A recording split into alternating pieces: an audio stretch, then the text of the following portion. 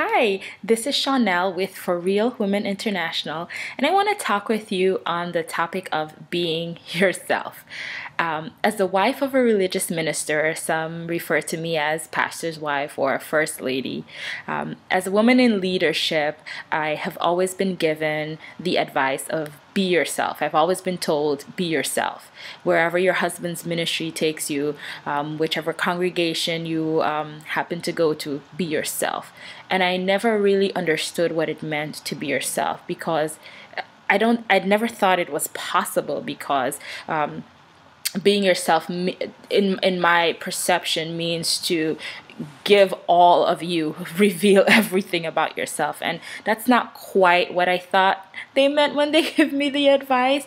So over the years I have learned 5 key principles that I've lived by that embodies the principle of being yourself, and I want to share those principles with you, whether you are the wife of a religious minister, whether you are a woman in leadership, whether you are an entrepreneur, whether you are a leader within a congregation, praise team leader, whoever you are as a woman in leadership. I want to share these 5 principles that I have personally learned about the concept of being yourself. The first thing I learned is that you ought to have a sense of identity, a sense of self. Know who you are. It's so important that you know who you are, because when you are strong and you know who you are and you're committed to being you, there is nothing that anyone can say to you that can change that.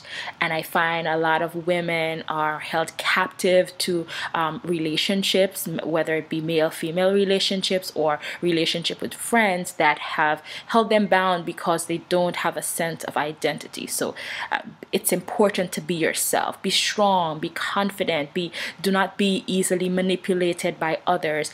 Be who you are. I am who I am. I am not the previous pastor's wife. I am not the previous director. I am not the previous teacher. I am not the previous this.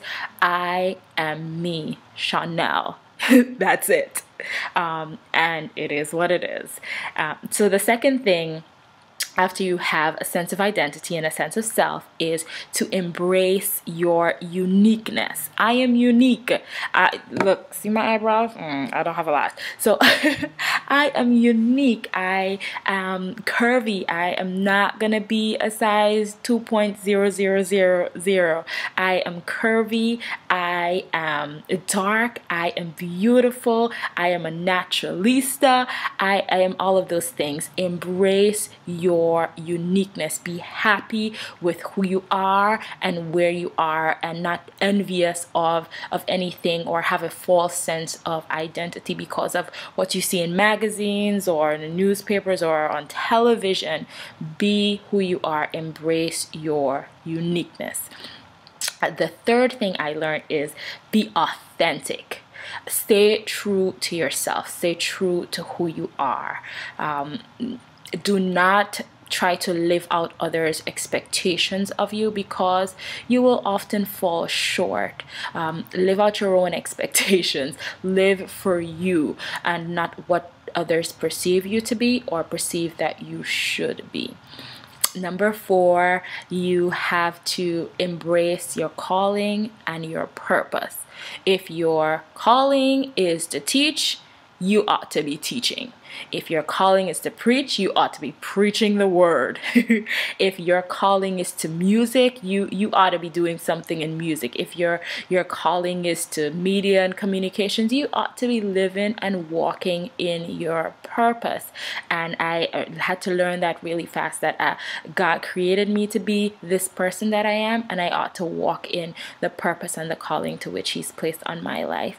And number 5, be confident and set standards and live by those standards. I heard it somewhere. I don't know who quoted it, but it's sort of if you don't stand for something, you fall for anything. And that principle is so very true. You have to set a standard and you have to live by that standard. I will do this, but this I will not do. This is what my moral code of conduct says, and I will live by this, and I will not do that. So it's important that we do those things and we set those parameters and we set those boundaries. And with all those key factors, then I believe that we can really be ourselves. So let's recap. The first key that I learned in being yourself is to have a sense of self and a sense of identity. 2, embrace your uniqueness. 3, be authentic. 4, embrace the calling and the purpose on your life. And 5, exude confidence and live up to the standards through which you have placed on yourself. Thank you for listening. If you need to make a comment in the box below. If you have any questions or anything you want me to answer in the next vlog, I will do so. Thank you for tuning in and thank you for watching.